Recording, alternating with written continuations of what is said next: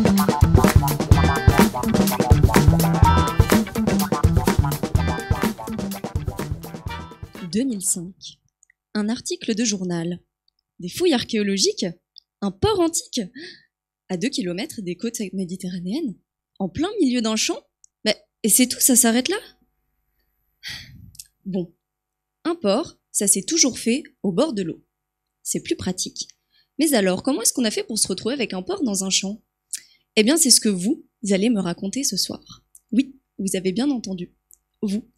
Car à partir de maintenant, chacune d'entre vous composez le sol de ce champ, sur plusieurs mètres de profondeur.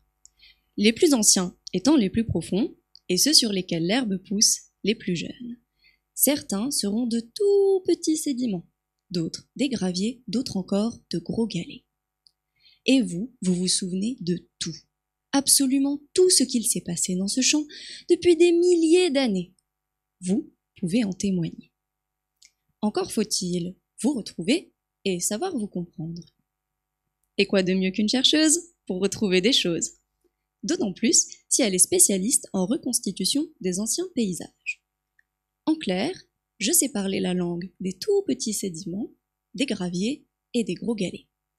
Pour vous retrouver, j'ai parcouru ce champ et j'ai fait des carottes. Pas les légumes, hein. C'est comme cela que l'on appelle de grands tubes de terre que l'on extrait du sol.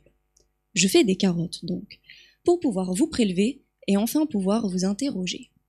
Pour pouvoir vous comprendre, je vous emmène tous et toutes dans mon laboratoire, et quelques réactions chimiques, et passage dans des machines plus tard, et je suis enfin capable de comprendre l'histoire que vous avez à raconter. Votre histoire débute donc à vos origines, lorsque vous étiez toujours accroché à votre roche-mère. Puis la pluie, le vent et le gel vous ont poussé à partir de chez vous. Vous vous êtes décroché, et vous avez dévalé les pentes jusqu'à tomber dans le lit d'une rivière. Plouf! Là, vous avez été ballotté, et votre course a continué jusqu'à ce que... Le calme. Vous êtes tombé dans un trou, une lagune.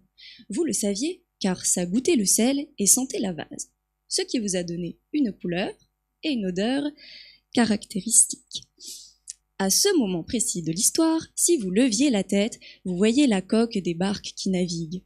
Le port est là, mais vous étiez si nombreux à terminer votre course ici que vous vous êtes tous accumulés dans la lagune, tant et si bien qu'elle a fini par se combler et se transformer en plaine, sur lesquelles les hommes aujourd'hui cultivent leurs champs. Alors, grâce à votre mémoire, grâce à votre témoignage, et grâce à mon travail, je suis enfin capable d'écrire la suite de cet article de journal 20 ans plus tard.